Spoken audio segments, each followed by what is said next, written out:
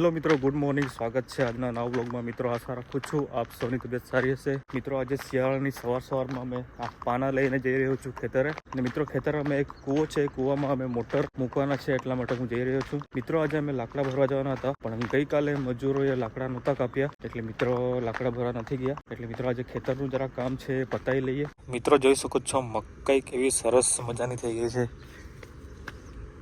ઓ વિલુભાઈ,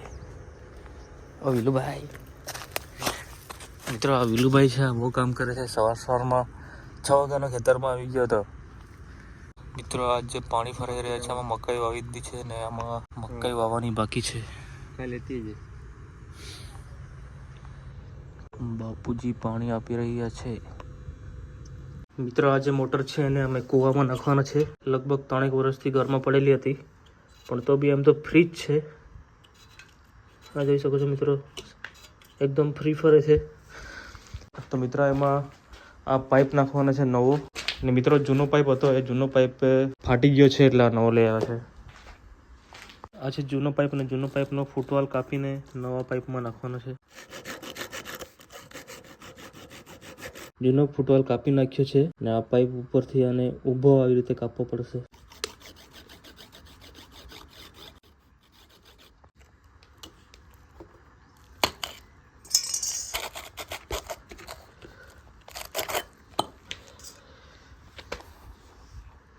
જે ફૂટવાલમાં જે રબર આવે છે જેનાથી પાણી અટકે છે, એ રબર પતી ગયું છે.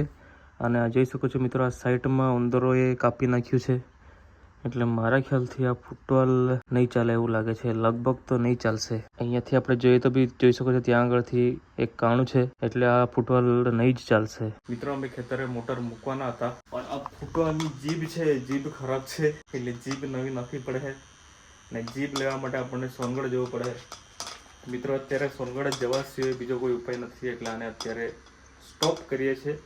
સોનગઢથી જીભ લાવીશું આની, ત્યારબાદ મોટરને કૂવો પર મૂકીશું. આપણે ડાંગરનો પાક લઈ લીધા બાદ સૌથી પહેલા આપણે અહીંયા આગળ મકાઈ વાવી હતી. આ 2 ક્યારી છે, સામે છે એક ક્યારી, અને આ ક્યારી 2 ક્યારીમાં મસ્ત મકાઈ દેખાઈ રહી છે. ને આ નીચેની જે ક્યારી છે આમાં થોડી મકાઈનો કલર બી અલગ છે, ને થોડી ડાઉન દેખાઈ રહી છે. ગ્રોથ એટલો બધો નથી આવ્યો, હાઈટ બી નથી વધી એટલી બધી. આમાં મસ્ત દેખાય છે.